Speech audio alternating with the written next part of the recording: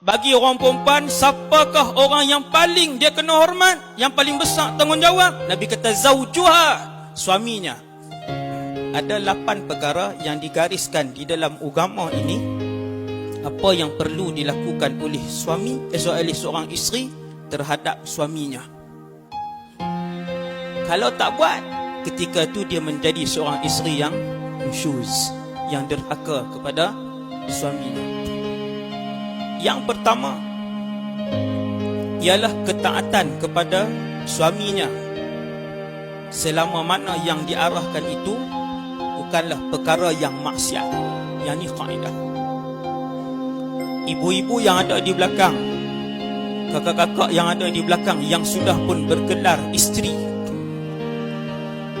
apa sahaja suami suruh, kaedah dia, selama mana tidak melanggar syarak, maka wajiblah ke atas isteri itu untuk mentaati suaminya. Kalau suami dia minta benda tak masuk akal, 3,5 nak nasi goreng Cina, dia kerah ni, awak bang buat nasi goreng Cina tu kurang garam, susun timun tepi. Kan hari ni punya gila sikit kan. Kita mangkit ni fikir, yang ni langgar arahan agama tak? Permintaan suami kita waktu tu, kita nak timbang sebagai seorang isteri macam mana? Kita timbang arahan itu adakah langgar arahan agama ataupun tidak, bercanggah dengan arahan Allah ataupun tidak. Selama mana tak bercanggah, bangkit buat. Oh, sedap kat lepa ustaz. Ayat tu mesti keluar ya. Oh, macam raja ha? Dengar ustaz hadis Nabi. Malam ni bukan kita nak angkat suami untuk jadi raja, akan tapi malam ni kita nak bagi tahu bagaimana adilnya Islam ini.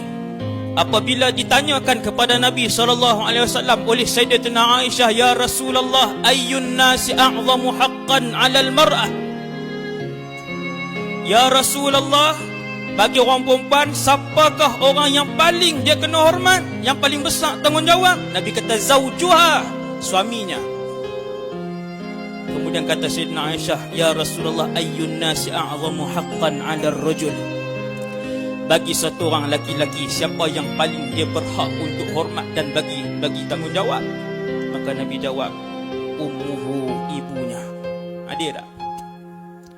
Hak depan saya ni semua laki-laki.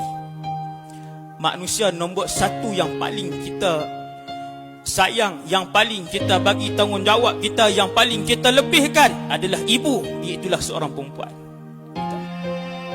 Dan wanita yang duduk di belakang, Nabi kata orang perempuan pula, manusia yang paling dia kena taat, yang paling dia kena ikut cakap ialah suaminya. Sama.